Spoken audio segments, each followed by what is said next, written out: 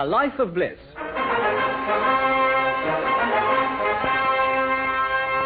Being a biographical series about bachelor bliss with Brenda Bruce as Anne Fellows, Colin Gordon as Tony Fellows, Muriel Pavlo as Tina Holliday, and George Cole as the shy young bachelor himself, David Alexander Bliss.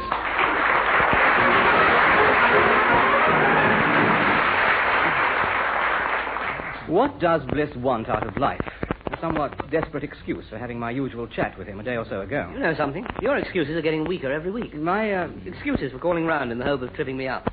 I've known that's what you were up to all along. I underestimated your intelligence. I know, and that's not easy to do. What do you want out of life, though, David? I've got everything I want now. You're happy, as they say, with your lot? Good gracious, are they still saying that? Your lot, of course, including... Hello, here it comes. The inevitable question about my girlfriend calculated to embarrass. You don't have to answer it if you... No, it's okay. I'm getting used to it. Yes, my lot includes Tina. She's here now, in the kitchen, talking to my sister. She's a very positive character. She's got a wonderfully warm personality. She's strikingly attractive. And when I'm with her, my cup, as they also say, is full. All of which proves that I'm no longer embarrassed by that sort of question, and that from now on you're going to find it very difficult. Difficult? If you want to make me trip up. I should throw in the towel and admit defeat. Jamie, darling. Oh, sorry. Did I interrupt something? Me raving on about you. Oh, and what were you saying? That you've got the sort of personality that makes me want to throw up. That you're a difficult character when you're in your cups. Positive embarrassment when you're raving drunk. Yeah, I'll start again. But I slipped out before the resumption. Back to the present and over to the Fellows' house to join David and Anne for Better the Dog. What time does the head of Marlowe and Ridgway's export department have to be at the office to sign Friday morning? The head of the export department's not going to the office for the next 10 days. A holiday? Sort of. But you've only been working there 2 weeks. I know, but Mr. Marlowe himself suggested I took the time off. To give him a chance to get over the strain. The department's still non-operative. I thought you'd settled on the secretary. Yes, but she can't start till Monday week. And the only other people in my office are 2 decorators, neither of whom can type. I see. So I'm going to have you under my feet for 10 days. And evenings.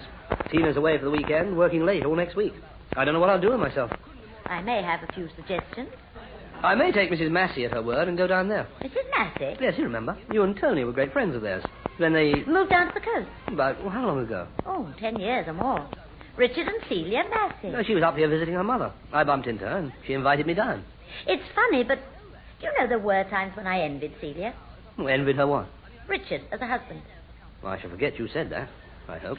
Richard was always so gay. Well, Tony's been known to be gay in his time. When was this?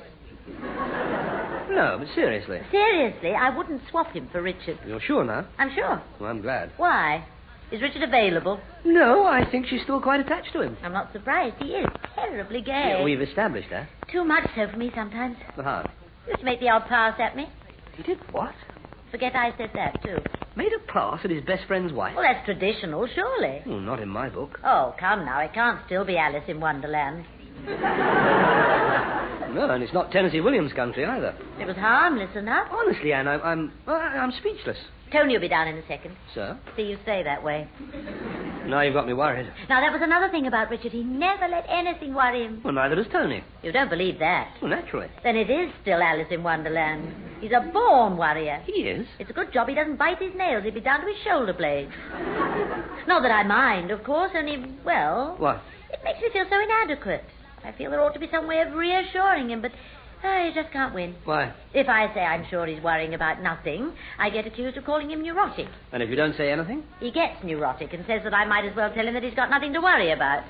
Oh, it's a tough old world. I live and learn. That's debatable.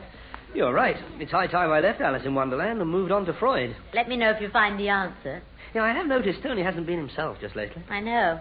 But for once, he has got something to worry about. Well, business bad? Completely dead, I gather. He could do with a complete break, too. Then I'd better go down and stay with the Massies. The connection? Well, if a change is as good as a rest, a change from me ought to do him a power of good. Nonsense. As far as Tony's concerned, letting fly at you is a form of therapy. I found my niche at last, then. When a man's edgy, he needs an Aunt Sally. Odd, but I can't say I fancy the role. It's either you or me, or kick the dog, of course. Psyche heard that.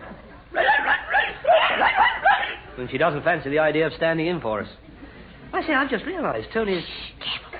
I think I heard... Morning, Dad. All right? Morning, Tony. Yeah, morning to you, too.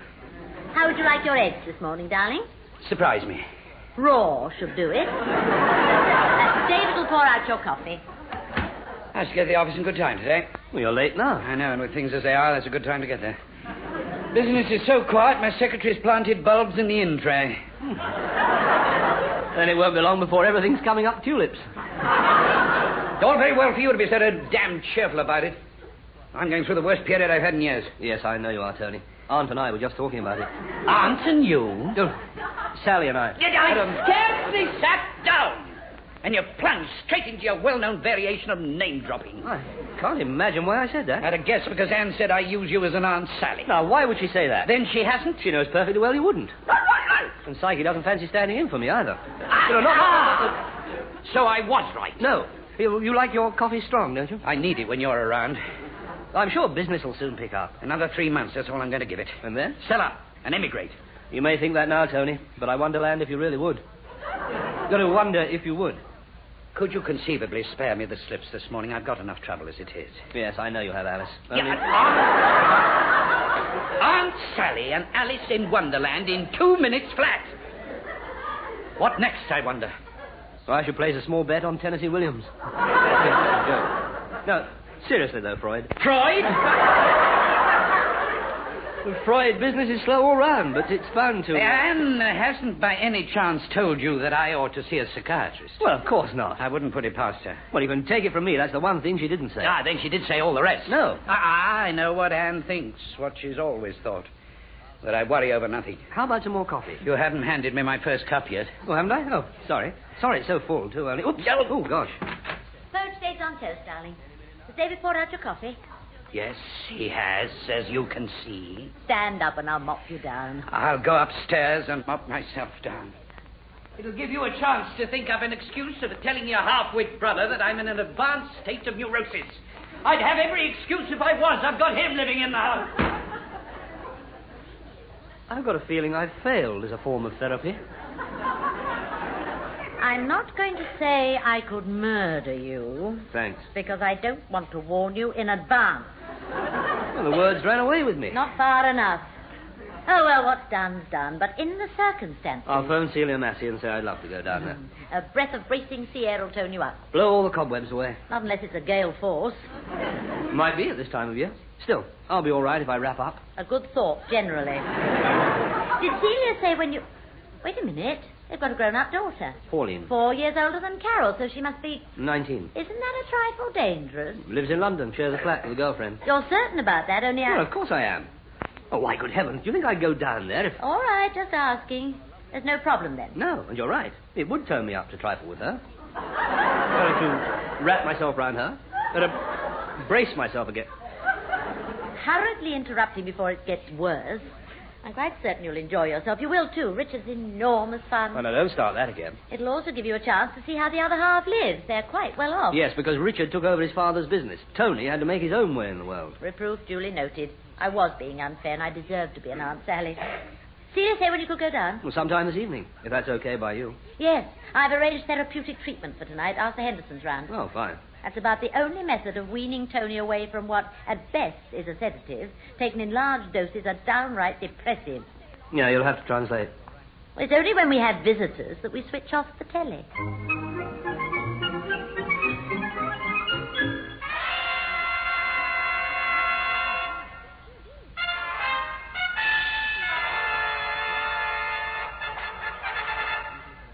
Okay, Tracy, break down the door. Nobody home. Hold it.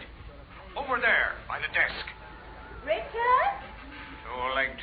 The guy's dead. Richard! You mean here? Leo Stern, drug pusher, worked for the big wheel. You might answer when I call you. Well, I happened to be watching the telly, old girl. Okay, Tracy, search the joint. He'll be here any moment now. Who? Oh, David, of course. What is it? Yeah, what? The program. Oh, it's that detective series. Which series? Yes.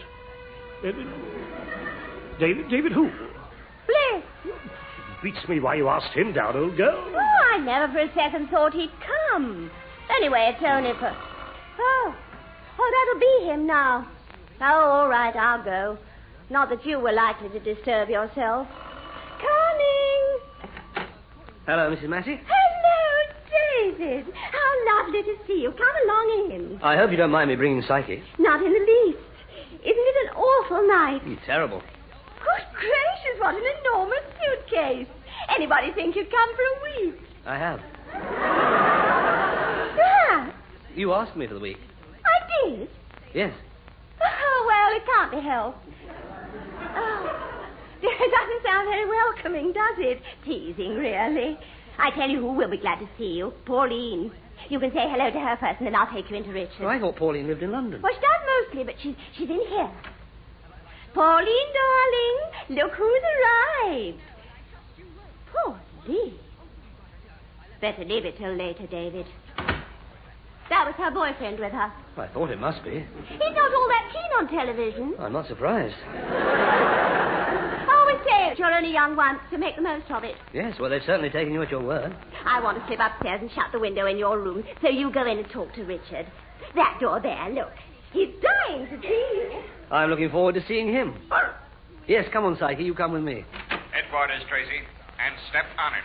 Hello, Mr. Massie. Narcotics have picked up LSD Sam. Hello, Mr. Massie. Mr. Massie?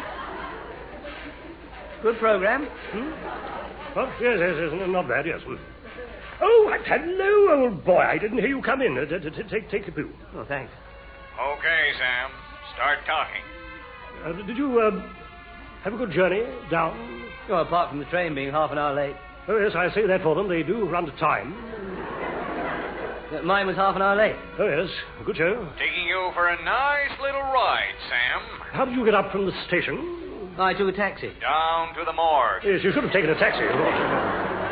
Yeah, I did. Did what? I was just saying. I was just saying he should have taken a taxi, you see. We want you to identify the body, Sam. You don't mean you walked all the way out from the station? No. Just routine. Carrying that enormous suitcase, too. I came by taxi. Well, that's funny. There are usually plenty around. I don't want to seem stubborn, but there were plenty around, and I did take one. Who put the finger on him, Sam? Yeah, I'd have met you in the car if I'd known you were going to walk. That's all right. The exercise did me good. Did you have a good journey down? No, apart from the train being half an hour late. Oh, yes, I know. They are very punctual. I'm not by any chance interfering with your television. Oh, no, that's caused by something electrical next door. Want to talk now, Sam? You might offer David a drink, darling. What? Oh, yes, right. I could do with a snifter myself. The doctor said you were drinking too much. Ah, those days are over, old girl. Well, I haven't noticed the change. I know, but I've changed my doctor. Well, what's your tipple, old boy? Gin, whiskey, brandy, you name it, I've got it. I'd just as soon have something soft. I'll have to make mine a double to get over the shock. Well, I've got some orange juice in the fridge, if you'd like that, David. Yes, but don't you bother. Point me in the right direction and I'll get it myself. Oh, I wouldn't dream of letting you get it. You've done enough walking for today. No, I'm up now. So you won't talk, huh? Your kitchen through here? Yes. Good gracious, what on earth have you got in there? Oh, that's Tim. Short and tiny Tim. You'd never have believed he could be that big if you'd seen him as a puppy. I'd never have believed any dog could be that big. But it's all right, he doesn't bite. Well, that size, a wag of the tail could be lethal. Just go in and pat him. What with? Only joking. No, Psyche, you stay in here. Tim will have you for supper. Yes, I know. I know all about that. But Tim's no ordinary dog. Look. Psyche, don't be silly. Psyche, get down. I'm terribly sorry, Mr. Massie. About what? My dog. Oh, you've got a dog with you, have you? Well? Sitting on your lap. Oh, yes, you're a nice little thing, aren't you? Okay, Tracy, back to headquarters. What sort of television have Anne and Tony got, David? Well, actually, they've just changed their portable set for an ordinary one with a 23-inch screen. What sort of television have Tony and Anne got, David? An ordinary one with a 23-inch screen. What size screen? 16 feet by 12 foot 6. The man at the shop told us ours was the largest they made. Can you get all 3 channels on it? 36 altogether. Including 4 from Japan. Well, 3's enough for me. He's got solid gold controls, a built-in fully stocked bar, and when there's a break in transmission, a man pops up and plays the organ.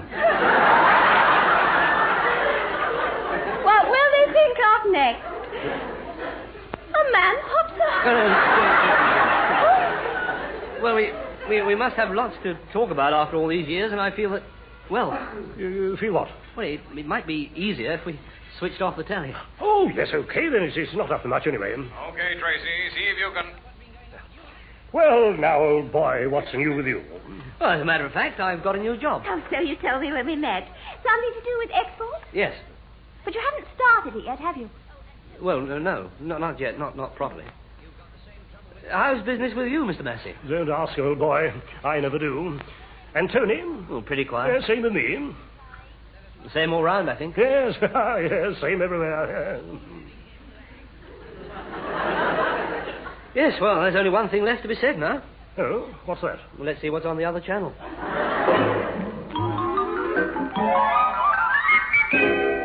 He'd left a note saying he'd gone for a walk with his dog. Heaven knows what time he gets up.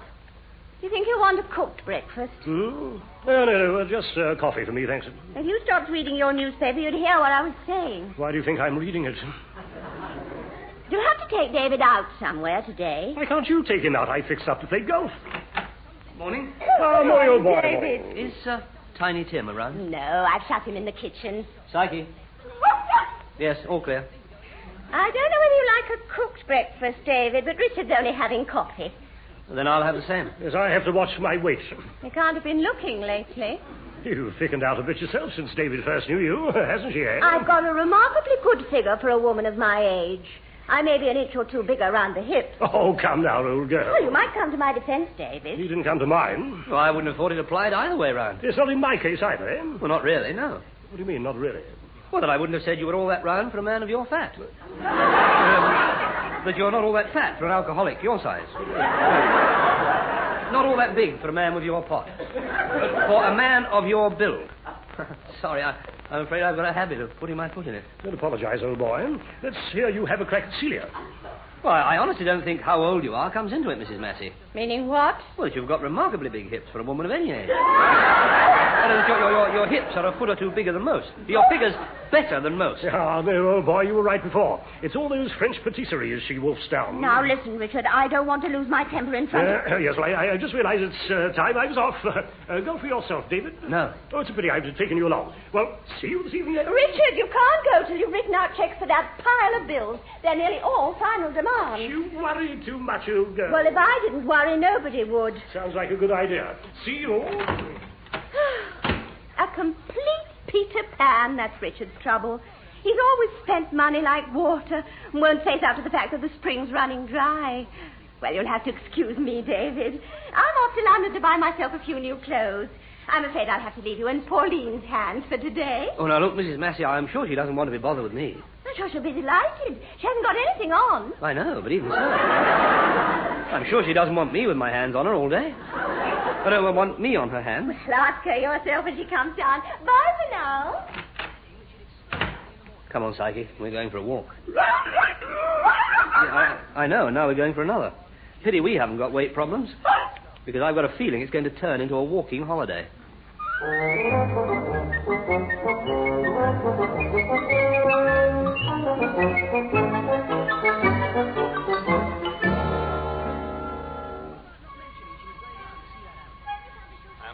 To control. On watch outside Witherby's warehouse. Mind if I turn it off, Anne? No, not a bit. Small van, license number XYE11. I never in all my life imagined I'd find myself saying that, That you miss having David around. Incredibly enough. Absence making the heart grow fonder. With the backlog he had, it ought to have taken years. Yet he's only been gone 2 days. 3 counting today. Oh, so you're even counting the days. I know. I better fix up to see a psychiatrist. There must be something wrong with me. I'm even beginning to hear things. Psyche barking. You heard it too. Yes. It doesn't make sense. He's not... Hello. Oh, hello, lad. Psyche is excited to be back, and so am I. Oh, we're glad to have you back, strange as it may seem, and it certainly does to me. What prompted you to come back so early? Well, everything in general. Pauline in particular. Oh, she was down there then. Yes, but I avoided her for the first 2 days. Then last night, for want of something better to do, I agreed to take her to the cinema. Oh? And what happened? Well, nothing. Not in that sense. But believe me, through no fault of hers. Why? What did she do? Sat uncomfortably close to me. Oh, you can't blame the girl for that. There's never much room between the seats. I know, but you don't understand. You see, she... She what? sat close to me all the way down.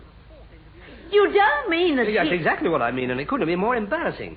I moved my legs away, of course. Then the trouble really started. But you don't mean Pauline complained? No, but the woman on the other side did. Before I could stop her, she'd called the usherette. Oh, no, really? Yes, and I must say, Pauline helped terrifically. Explain that it was all a mistake. Swore she'd never seen me before in her life. Well, as I said to the manager when he escorted me out. He escorted you out? Well, I could have had a police escort, only I didn't want to be ostentatious. The whole thing, I said, has been a complete nightmare. I can understand that. Oh, dear, poor old lad. Still put it down to experience. As a matter of interest, is she attractive? Who, Pauline? No, in an obvious sort of way, yes. She's quite a big girl. With everything to match, eh? Well, I didn't notice what she was wearing. That's not what I meant, but never mind. No, I haven't time to ask you what you meant. I'm due round at Tina's flat. Overdue, in fact. You've been in touch with her, then? I rang her from the Massies this morning. Said I'd be round at 7, when the train was late. Did you tell her about last night? No, I didn't get around to it. Then don't. No, look, Anne, you're always saying deceit's not my strong point, and you're right. It's no good me trying to lie about it. There's all the difference between lying and not opening your mouth. No, there is with David. The first is difficult, the second impossible. I know, and that's why I've made up my mind to tell Tina the whole story. And to make a quick exit before Anne talks me out of it. Goodbye. No, David, wait. Oh, I'm sure he's making a mistake, aren't you? No. You're not? He'd make thousands anyway. Oh.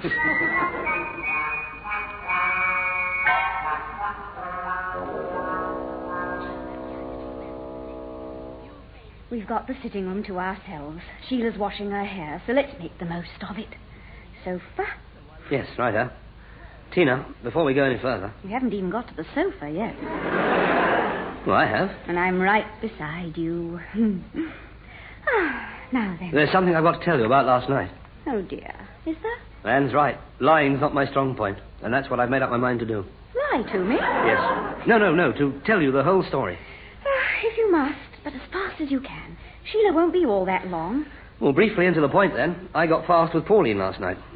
Oh, hello, I'm off to my usual start. Now, calm down and try again. I took her to the cinema. Oh, did you indeed? Yes. And what happened? Everything. But believe me, through no fault of hers.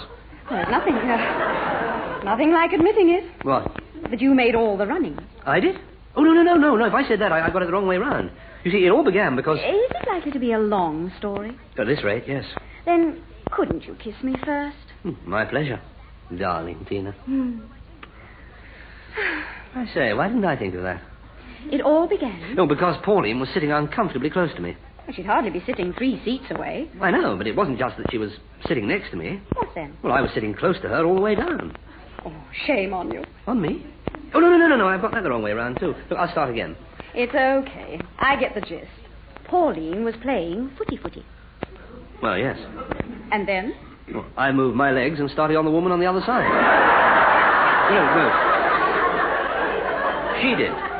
Started on you? No, started to complain. Well, anyway, to cut a long story short... And not before time. The woman complained to the usherette. Pauline swore she'd never seen her before, and I ended up kissing the manager. No, I thought not. Ended up by being escorted out. Oh, dear. Poor David. What a nightmare for you. Well, I'm glad I told you about it. Would you say she was attractive? Who, Pauline? Oh, in an obvious sort of way, yes. As attractive as me? Oh, good gracious. Comparing Pauline with you is like, well, comparing a tank to a Rolls Royce. A Rolls can go quite fast. Oh, good heavens, yes. 100 miles an hour plus. And Sheila's still washing her hair. Well, what on earth's that got to do with... Oh, gosh, I see what you're getting at. Darling Tina, I have missed you. And I've missed you, darling. Good heavens. What? I was just thinking. It's a good job there's a 70 miles an hour speed limit.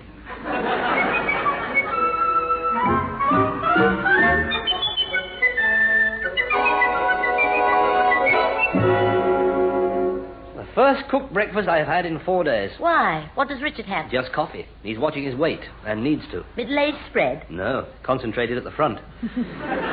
But you know, Anne, you were right about him. He is gay. Not even vaguely. He's not? Wears the permanent fixed grin of a losing candidate listening to the mayor announcing the election results. But you were right about him in one respect. He really doesn't let things worry him. No? No, lets his wife worry about them instead. He's a complete Peter Pan, not to mention ostrich and something of a rabbit. How? Beats a breezy retreat the moment Celia says boo. Drinks too much as well. And you know why? Why? Because if he didn't, he'd be a complete nervous wreck. Now, that description hardly fits Tony, does it? Well, I'd never have recognized it as Richard. And the moral of our story? Better the dog you know. However crusty. No, not you, Tony. Oh, I wouldn't have said he was. Nonsense, he's got a shocking temper. It's soon over and forgotten, though. Spend a few days with Richard and you'll be only too glad to get back and have a row with him. Spend a few days with Richard and I wouldn't have long to wait. No, but seriously, compared with Richard... Tony's twice the man. I've always known that. Well, I've been wasting my breath then. No, it's good for me to be reminded. It's done me good, too. I might even hang on to Tony a little longer. Well, I should. And if you ever think of getting rid of him, just think of... Morning, Muriel. Oh, morning, Tony. David will pour out your coffee for you, darling. I'll go and get your... Oh, I haven't kissed you good morning, have I? There. The breakfast won't be long. Now what does she want? Nothing. Oh, yes, she does. Something prompted her to kiss me. Yes, me. Saying she doesn't realize how well off she is to have you for a husband. Oh, don't tell me she's been bemoaning her lot again. On the contrary, she's decided to hang on to you for a bit.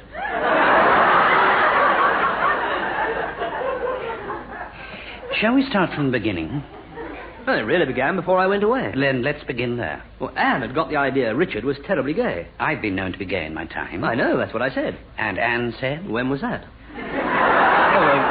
Only as a joke, of course. Anyway, I've come back and rather destroyed his image. So she's decided to hang on to me even if I am neurotic. Well, whoever said you were? She did, remember, the day you left. Oh, worried a bit, perhaps. I don't know about neurotic. But I do know... No, sugar. I'm cutting it out.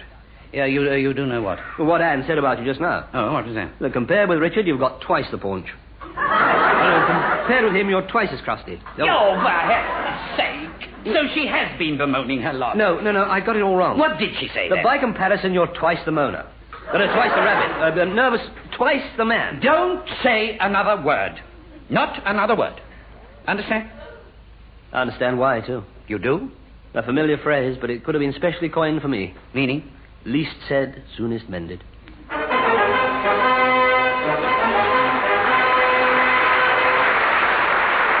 That was A Life of Bliss, with George Cole as David Bliss, Brenda Bruce as Anne Fellows, Colin Gordon as Tony Fellows, Muriel Pavlo as Tina Holliday, and Percy Edwards as Psyche. Richard was played by Victor Lucas, Celia by Pauline Letts, and the voices on television by John Graham. A Life of Bliss is written by Godfrey Harrison and produced by Edward Taylor.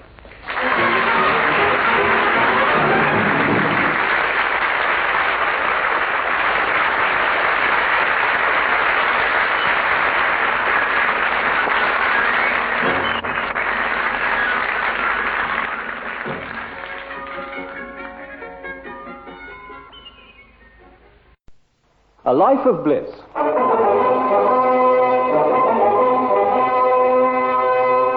Being the biography of Bachelor Bliss with Brenda Bruce as Anne, Colin Gordon as Tony, Muriel Pavlo as Tina, and George Cole as the shy young bachelor himself, David Alexander Bliss.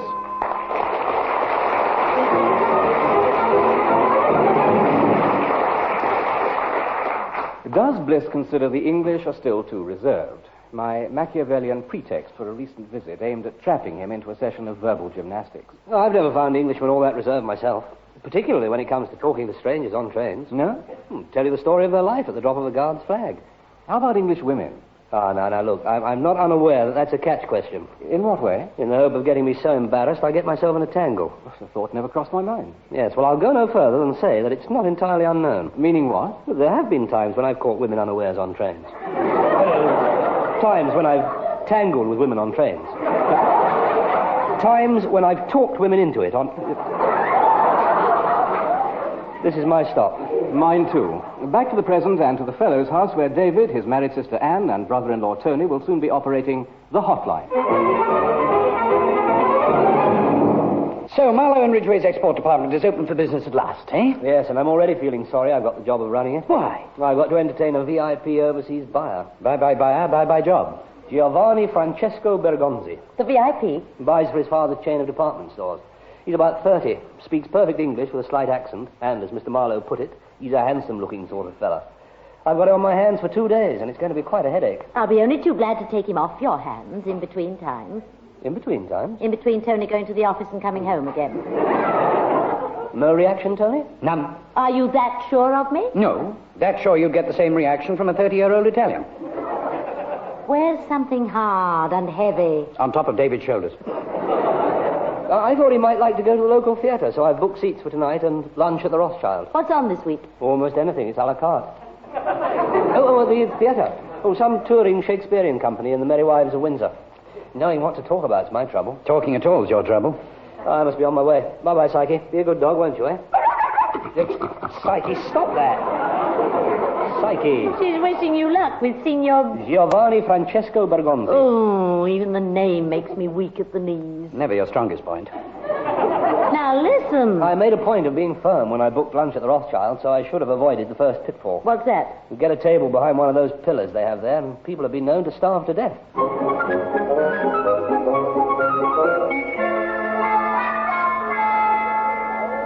Waiter! Waiter! Waiter! I'm sorry, Signor Bergonzi, only it's a bit difficult to catch their eye from behind one of these... my dear boys, this is of no consequence. Well, you wouldn't say that if you knew what it was like here. People have been known to starve to death behind one... Ah, here comes one now. Pillar! Waiter! Waiter! There's a menu on that table over there. I'll pop across... No, don't bother, old boy. I already know what I will have. Prawn cocktail and for the main dish, steak tartare. Oh, how's that done exactly? It is not done. The steak is raw. Raw? It is better for you. It retains all the goodness. Always providing you can retain it. Chopped up, garnished with hard-boiled eggs and capers, served with salad and French dressing. I promise you, delicioso. Okay, if you say it's delicioso, I'll risk it and have the same. Now then, if I can just get hold of a waiter. Oh, no, hurry, old boy. If necessary, the danger of starvation is easily averted. We have, after all, tablecloths. So? Set fire to it and send up smoke signals. I doubt if that'll be necessary. There's one heading our way now. Indian. Column. Pillar. Waiter. Waiter. Have you got a box of matches?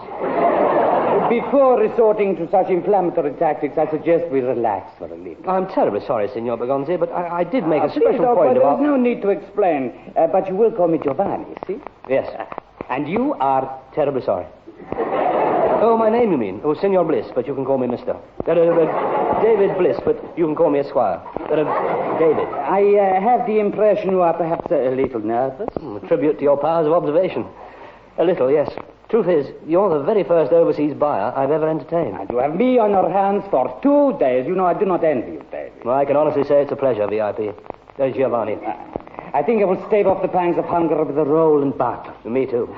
Yeah, I've made 1 or 2 tentative arrangements, Giovanni, but the butter's here, look.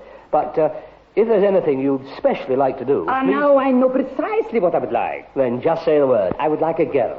Well, your wish is my Girl? A girl. A member of the opposite? Yes, of course she would be, wouldn't she? A girl, yes. You wouldn't like to say another word? I mean, that is, I thought perhaps you'd like to go to Windsor and spend the night with the Merry Wife. Go to the theatre tonight and see the Merry Wives.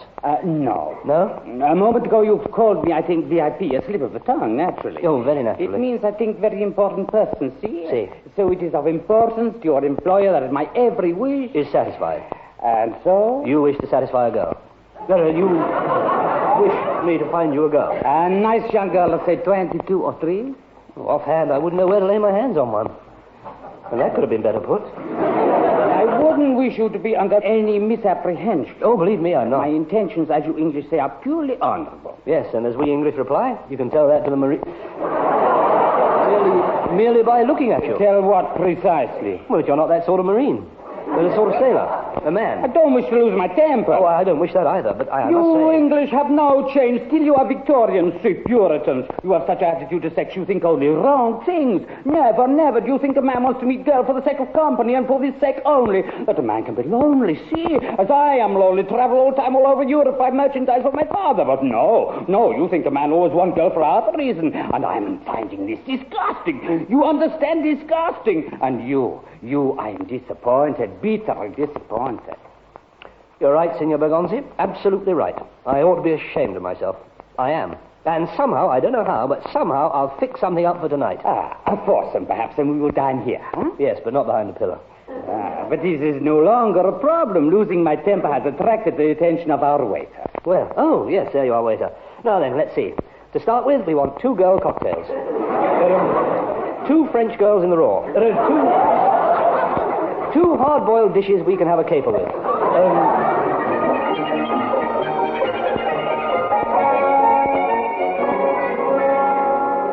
Well, Giovanni's certainly making my job easy for me. How? Knows exactly what he'd like to do. That is a help, then. He'd like a girl. Yes, well, that shouldn't be... A girl? A member of the opposite sex. He didn't seriously have the nerve to ask you to find me one. Yes. But just like that. Just like that. The cheek of it. And of course you apologized profusely, said you simply didn't know anybody. No, said I'd fix something up tonight. Well, I should think so, too. But what do you say?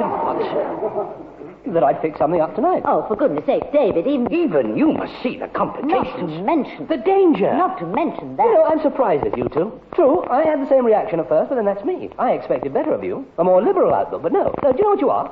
Typically English. Typically puritanical. Narrow-minded, in fact. I'm sorry, but there it is.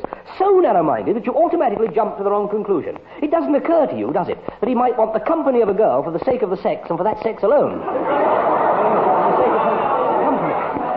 It doesn't occur to you that a man can sometimes be lonely, particularly a man like Giovanni, who spends his life travelling all over girls. Travelling all over Europe, buying girls for his father. But merchandise. No. You can only think of the other reason. Well, I must say, I agree with Giovanni. I am finding myself very disappointing. I'm finding myself disappointed in you. Bitterly disappointed. I hate to have to say this about your brother, darling. A complete mental collapse. Oh, it's bound to happen sooner or later, of course. There was so little holding it up. A genuine egghead. David, an intellectual. No, soft on top and doomed to end up cracked. All right, go on. Make fun of me. But isn't it just conceivable that his intentions might be honourable? Not when he happens to be a hot-blooded Italian. And what's that but the typical English attitude towards foreigners? Oh, don't be silly. Everybody knows about Latin lovers. Tony was never hot-blooded then. Never. I resent that. Come to think of it, I do seem to remember one evening when we were courting. Mind you, it was a very hot summer that year. In other words, you admit you're wrong about Giovanni. I certainly don't. Then perhaps you tell me the difference. I can't get used to you in the role of free thinker. Man's answer to Bridget Brophy. I do know that you're wrong, though. But how can you know I'm wrong when... Oh, that'll be Tina. I left a message at her office. All right, I'll let her in and leave you to Tony. Fix up friend Giovanni with a girlfriend and you'll really be asking for trouble. But how can you possibly say that? You're talking about a man you don't even know. Oh, for heaven's sake, David, ask Tina what she thinks. What I think about what? Oh, hello, darling. Hello, Psyche. We were just discussing David's VIP Italian. Apparently he's making David's life terribly easy. How? Knows exactly what he wants to do. Saves you all the trouble then, darling. He wants a girl. Then who's to say a girl? A member of the opposite sex. Oh, he didn't seriously have the cheek. Careful. Bridget Brophy's got nothing on David today. Given a chance, he launches into a speech as long as any of her novels. Yes, and with some equally purple patches. What about her? The dewy-eyed innocence of swarthy-faced Latins. I adore Italians. You see? A liberal mind at last. It's a good job, too, darling. I'm counting on your help. With what? Well, fixing Giovanni up with a girlfriend for this evening. Now, I don't think I can help you there. Well, I suppose it is a bit late in the day to spring it on you. I was thinking of him springing at her later tonight. Yeah, you are. You too? It's terribly risky, honey. Well, what possible risk could there be in us having dinner as a foursome? As a foursome? Giovanni and I, you and the girl. Oh, that's different. You didn't mention that before. I didn't mention it because everybody was too busy jumping to conclusions. Okay, then. Now, let's see. Who can we think of? I know. How about that friend of yours? Of mine? Friend of an ex-girlfriend. We went to her party not so long ago. Of course, Linda Lloyd. She seemed the right type. Nice and gay. Yes, very. Well, I've got her phone number down somewhere. You're right. Linda's game for anything. And she's the one you want. I shall ignore that. Ah, here we are. 5892902. You know them, don't you, Tony? No, sort of. I know Vincent Lloyd's loaded. And that Ursula Lloyd's intelligent enough, but no free thinker. Well, Linda's old enough to think for herself. I know, but if you get Mum on the line, I shouldn't mention Giovanni. Oh, don't worry, I won't. I'll let Linda break the news to her about him. I always got on well with Mrs. Lloyd myself, but you're right. She's no free thinker. Not where... 5892902. Oh, hello. Is that you, Linda? No, her mother. Oh, hello, Mrs. Lloyd. It's Bridget here. Bridget? Bridget Brophy. Oh, no, Bridget Bliss. Novel Bliss. David. I'm sorry about that. I don't know what I was thinking of. What I was thinking of. Does your lover happen to be there? My what? You're Linda. Only I'd like a quick word with her in Italian. In Italian? No, I was thinking of something else. Could I have a word with her, do you think? Hold on, and I'll call her. Oh, thank you, Mrs. Hotblood. Mrs. Lloyd. I don't know what's come over me this evening. Oh, you were much the same the night you came to the party. Hold on, David. Yes, righto. Why didn't somebody remind me what I was like on the phone? You better warn Linda you got into a muddle with her mother. And keep your voice down in case she's still around. Yes, okay. Hello? Oh, hello. Listen, Linda, I got into a fair-sized old muddle with your mother. This is still her mother. Well, then it's bigger than both of us. That is, I'm afraid I've mixed you up with your daughter again. I'm sorry. No need to be. Either about that or the general confusion. Well, it's jolly nice of you. Apart from one minor reference, I managed to make sense of it. Linda's just coming, by the way. Oh, good. Meanwhile, perhaps we could clear up the question of the Italian. No. I'm going to let Linda break the news to you about him. About who? Gio, gosh, I see what you're getting at now. And the explanation of that is that... You're taking Italian lessons. I'm taking Italian lessons. Oh, but why should that be of interest to Linda? Hand over the mouthpiece. Hand over the mouthpiece. You numbskull. You numbskull. I beg your pardon. No, not you, Mrs. Lloyd. I was talking to somebody at this end. Hold on, would you? You seem to remember Linda saying she'd like to learn Italian, so you were going to give her your chap's name, right? Right. Hello, Mrs. Lloyd? Let's see, where were we? Oh, yes, I seem to remember Linda saying she'd like to learn Italian, so I was... You were going to recommend your tutor. Yes. I'll hand you over to Linda. All right. Hello, David. Hello, Linda. Listen, I got into a mother and a father of a muddle with your father. With your mother. Not to worry. If she asked me about it, I've got the perfect answer. What did you ring up about? Well, it's a bit late in the day to ask you, but Tina and I were wondering if you'd like to make up a foursome for dinner tonight with an Italian friend of mine. Italian? Giovanni Francesco Bergonzi. He's 30, very good-looking, speaks... Say no more. He doesn't need to speak. What time and where? Better all meet round here. About 7:30 at Tony and Anne's. Great, I'll be there. Bye, David. No, Linda, wait. You don't even know what the muddle was about, so how can you possibly have the perfect answer for your mother? Simple. I shall remind her who she was talking to. That makes sense. You never do. Till 7:30. Goodbye. If I'm to Bath, change me back here in... In just over an hour. I must fly. Don't bother to see me out, darling. Bye. Goodbye. Bye. You know something? Linda's right.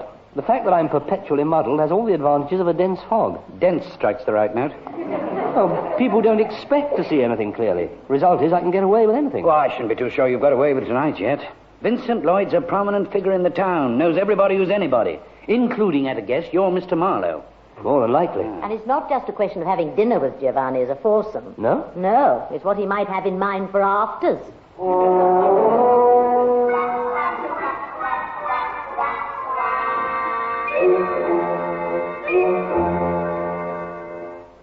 It's nice to get out into the cool night air. It is also a lovely night. And it was a gorgeous dinner. You wait here, see? I will bring the car round to you. Hey, it's a Bentley, isn't it, David? Yes, he's hired it while he's over here. Special bodywork, actually. I know. So is the car. Listen, Linda, I'm not jumping to conclusions, but it's better to be safe than sorry. And it wasn't just a question of having dinner with Giovanni. It wasn't? Well, no. He might just be after us having you. Sounded Irish to me. A nasty-minded Irishman at that. He might try to get you on your own. Now, you wouldn't want to be left alone with him, would you? Oh, dear, wouldn't I? No, I suppose not. Well, in other words, we'll have to ask him to drive you home first, then drop Tina and me off at her flat afterwards. I can walk from there, okay? Well, he wouldn't be human if he didn't suggest dropping us off first. Well, then we'll have to be firm and ask him to make it the other way round. We mustn't make it too obvious, though. Wouldn't do to offend him. Well, I think you can count on me to handle it tactfully. Think again. I already have, and I've got me worried. You'd better have an excuse ready. Well, it's nearly midnight, and Linda... And Mother doesn't like me to be late. Oh, it's better than nothing, I suppose. Yeah, another thing. I don't think you should go in the front. Why on earth not? Well, because if you were sitting beside him, it might give him... Oh, fiddle-dee-dee. Fiddle-dee-dee, indeed. I've never heard such nonsense. I trust him further than Okay. If it's 2-1, I yield. But, speaking for myself... Stop speaking altogether. I've just realized I haven't briefed you on what I told Mother. You mean you didn't tell her about Giovanni? No, not about him or about the foursome. I left it vague. Said a friend of yours had turned up unexpectedly and that you... The car's coming.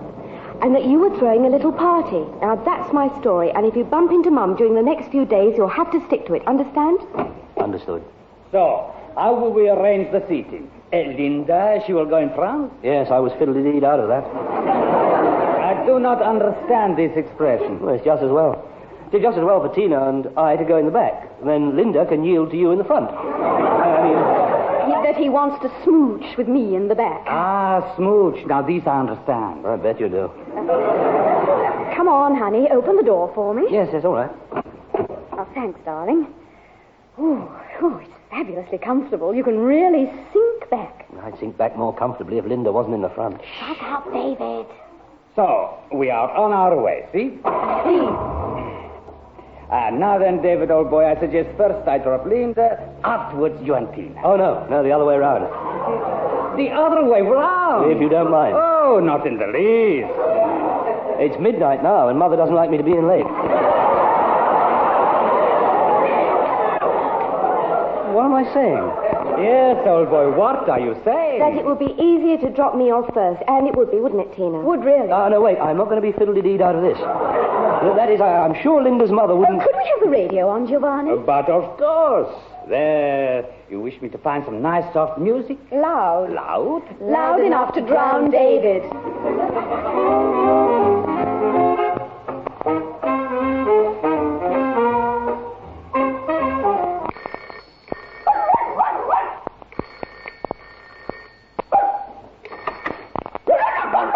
Start up, Psyche.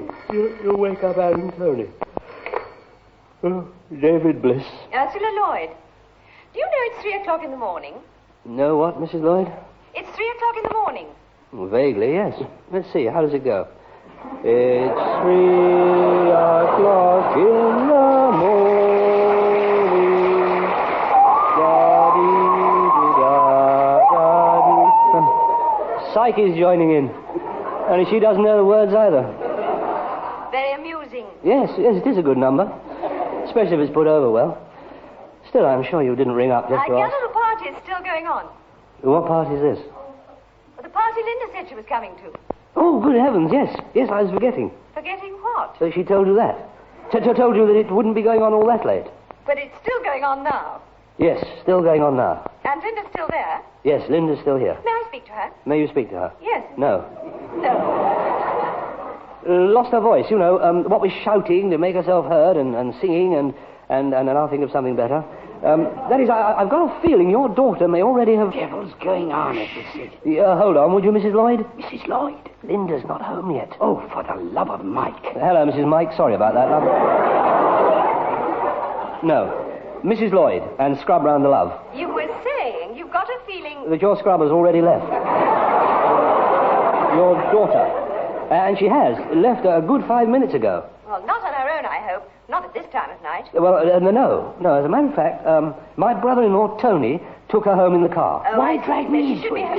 Hold on again, would you, Mrs. Lloyd? I'm afraid it's a bit hectic at this end. What the blazes is the idea of dragging me into it? It was the first idea that came into my head. It's the first ever, and needless to say, a disaster.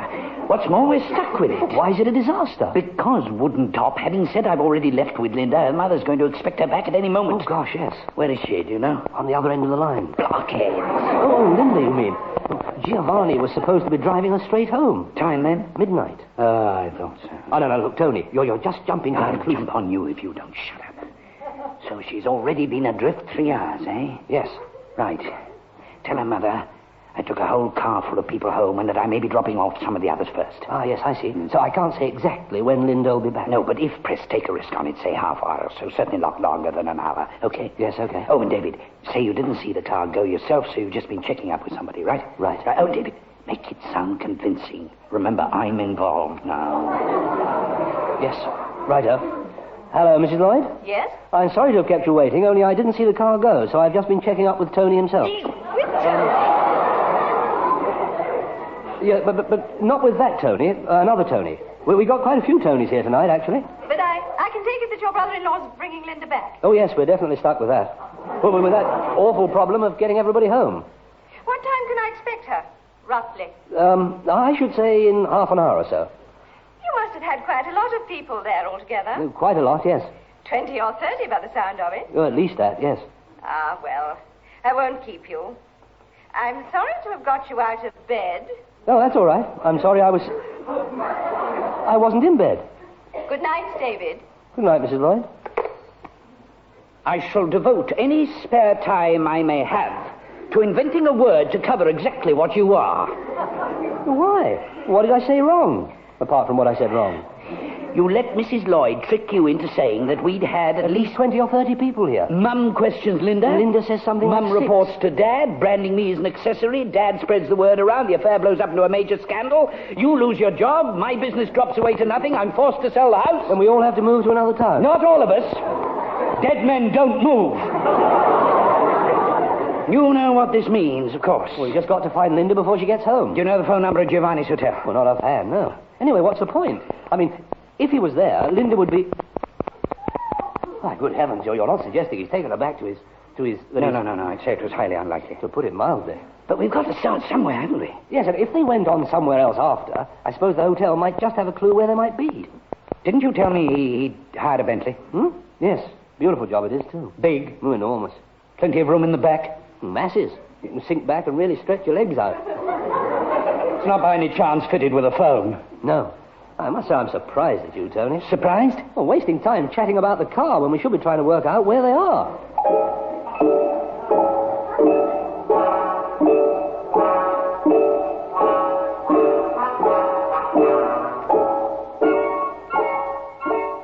We're keeping watch outside Linda's house, Anne. No sign of her yet, but Tony thought it was time I reported in.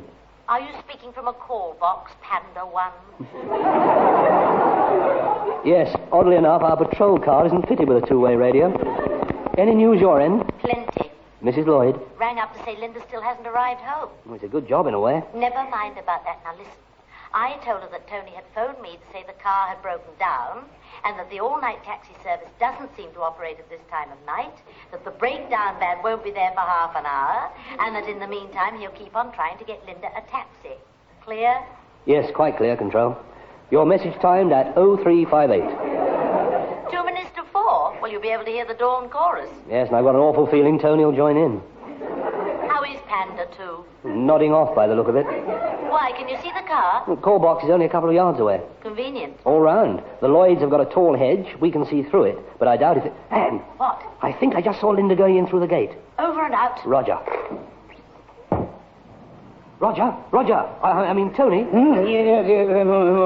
Linda's just gone in through the gate. Well, don't just stand there. Get after her. Yes, right. And David, don't talk to her outside the front door. Bring her out here. Why? Never mind why. Oh, gosh, yes, I get it now. Her mother might come down. David, the girl's halfway up the garden path. Your message timed at... I'll get right. Of all the stupid scatterbrain, how can you scatter what's never been there?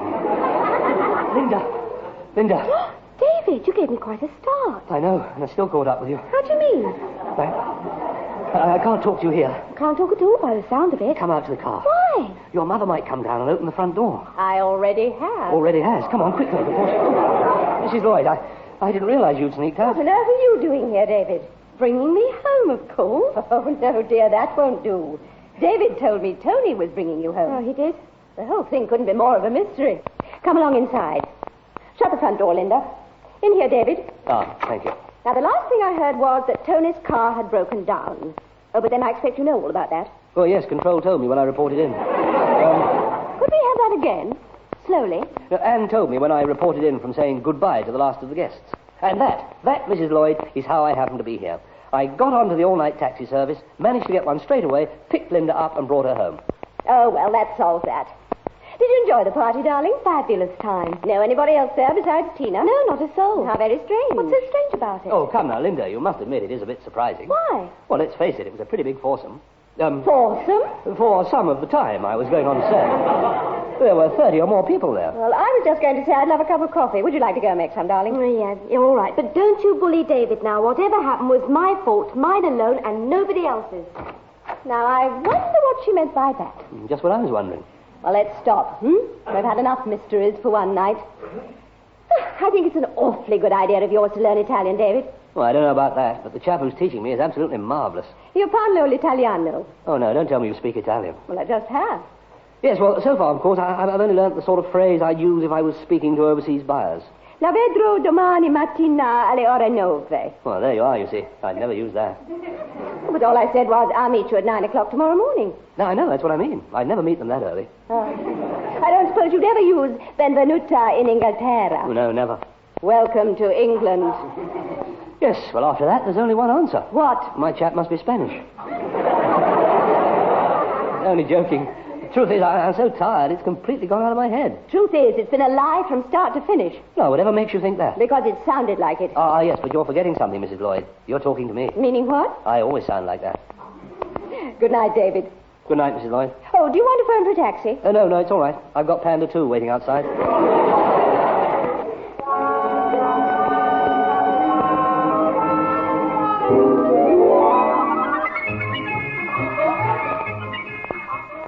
Giovanni Francesco Bergonzi, very much a man and very much to be trusted. So going to the nightclub was Linda's idea? Yes, said so herself on the phone this afternoon. Sounded as fresh as a daisy, too. That's more than Giovanni did at lunch. He's having an early night tonight, by the way, so we can all... Oh, that'll be Tina. Hello? Oh, hello, David. It's Mrs. Lloyd. When Linda arrives, would you tell her I found one of her earrings lying on the floor? You know, just in case she thinks she's lost it. All right? Yes, all right. And see she's not too late this time. Bye. Goodbye. What on earth was all that about? I haven't the foggiest idea. But I think I know what it means. What? Night patrol for Panda 1 and Panda 2.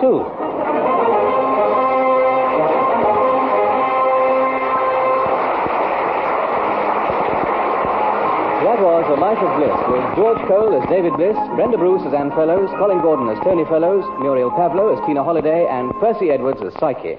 Giovanni was played by Anthony Vickers, Mrs. Lloyd by Pauline Letts, and Linda by Carol Mason. A Life of Bliss is written by Godfrey Harrison and produced by Edward Taylor.